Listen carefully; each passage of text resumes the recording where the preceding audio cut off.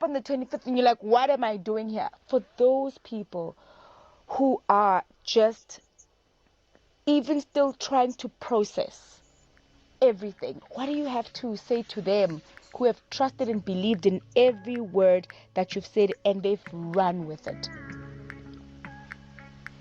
The rapture is still on.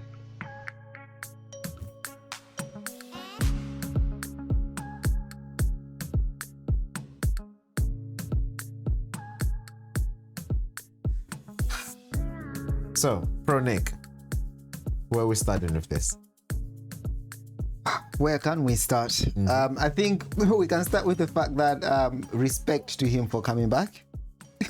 Okay. He turned up. I honestly, like, I like listening to the guy. I've seen a few things that I saying that we're seeing the birth of a cult here and whatnot, and I can understand because he's a good-looking man. He's a good-looking man. I really like his chin jaw area. You know, he's got good teeth, clean white teeth, and he's got a nice accent. He talks really well, and he's just humble, right? But I was really rooting for him to come back and say anything that would have remotely sort of like suggested, okay, I must have heard the message wrong. Maybe God didn't really say it was a rapture, it was something else, anything of the sort. The biggest one that I would have applauded him for was apologizing. I apologize. I got it wrong, everybody, because evidently we're here. I don't know what God said to me, but I'm going to go back and, you know, see what God is saying, and I'll be with you.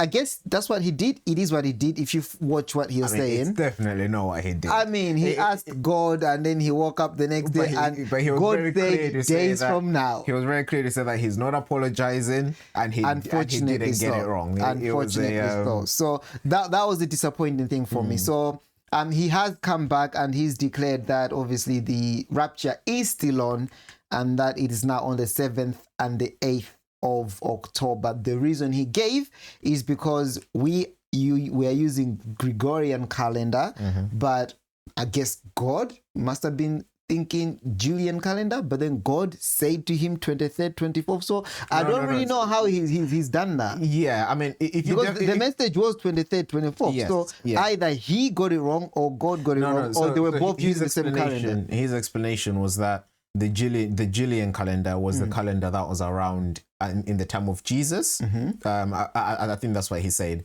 And so in that calendar, September 23rd and 24th would be in our calendar. Right, I understand now. Okay, so that's what he said. So basically, it's still September 23rd, 24th. Gotcha. It's just that those days are on October 7th and 8th. Yes. Absolutely. In the new calendar. In the calendar that we now use. Yes.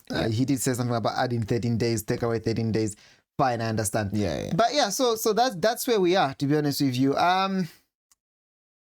It's really disappointing. I was trying to be shy of saying things like, oh, the Bible says, prove them by their prophecy. If it doesn't come through, then you know they're false prophets.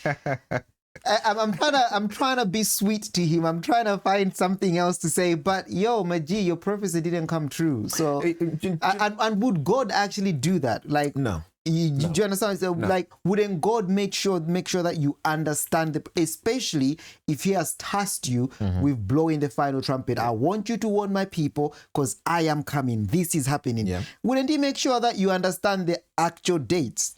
Because no man knows the date. So if somebody comes claiming the dates, like, I'm sure God would make sure that he's proved beyond reasonable doubt that this is it. I don't think you would have that misunderstanding. No, definitely not. I mean, in regards to the misunderstanding, he has, of course, said that this is a fulfillment of prophecy, right? In Habakkuk, it talks about what though the vision seems like it tarries, it will be fulfilled. You shall not be put to shame, right? Hold fast. And I really also like the fact that he brought in the fact in the parable of the 10 virgins when the groom delayed, right? And obviously that's when the virgins got sleepy and they slept, etc. So in his head, or rather what he's saying is that this is the delay, right? We've been in the delay from the expectation, everyone 23rd, 24th of September to the real date of October. that's a fulfillment of the delay, right? And he's encouraging people to hold fast and wait until the day. So I guess for me, what I'm interested in is what do we tell Christians? What do people need to know, especially those that were waiting on that day wholeheartedly, faithfully? It's very simple. It's very, very simple. And it is my belief that people hang on to your young men shall have visions, your women shall dream, and things like that. People are now taking these visions and they are going beyond the scriptures, beyond the Bible, right? They are like a standalone authority that can even dismantle the Bible. And I've always had an issue with that.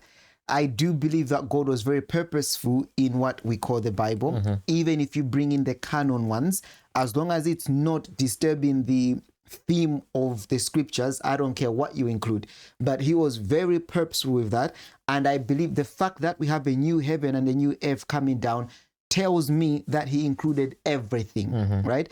If he wanted to have given us a date, that date would have been in there. The disciples tried asking Christ, and he said, no, it's not for you to know. In fact, at that moment, he even said, not even I know, only God in heaven knows.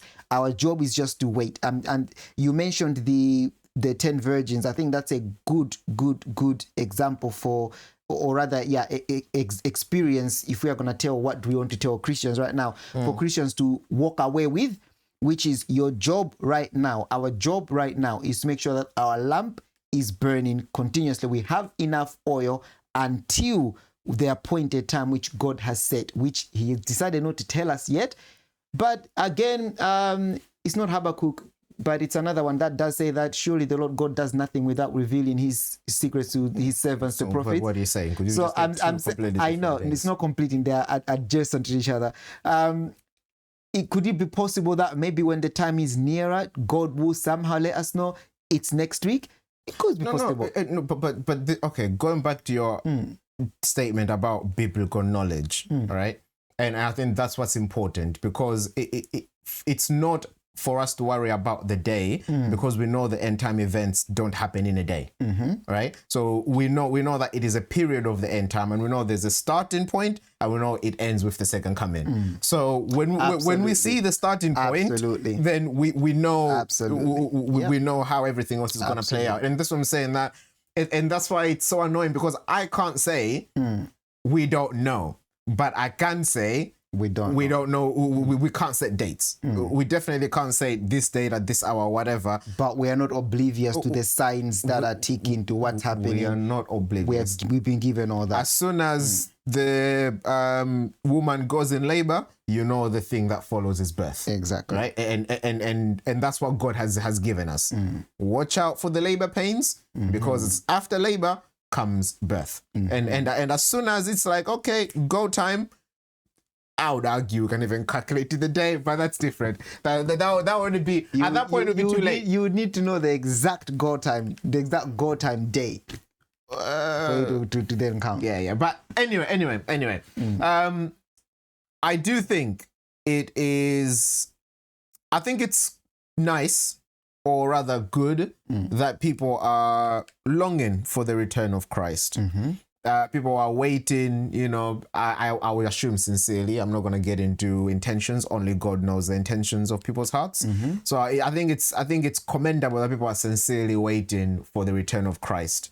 However, like what Pronik said, let's turn our attention to the Bible and the truth of the Bible, not chasing visions and dreams and things that sound nice and concrete things, because faith is the assurance of things hoped for, the conviction of things not seen. I think sometimes as humans, we want to have something concrete to hold on to, so that it feels. That's why people chase after concrete. Apostles and prophets and pastors. Exactly, because we want a king like them. the other nations, is what the Israelites said when they had God leading them. Yeah. Absolutely. But yes, ladies and gents, Brother Joshua has set his next date to the 7th and 8th of October.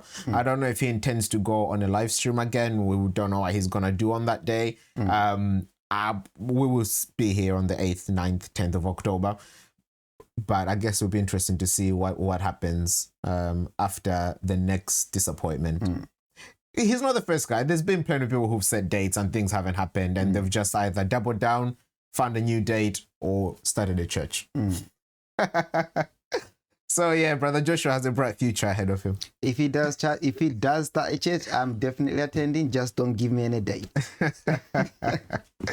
All right. Well, ladies and gentlemen, I guess we will see you on the 9th of October after the second rapture has failed. Until then, we've got plenty of other things to talk about in the meantime, so we'll see you then. Bye.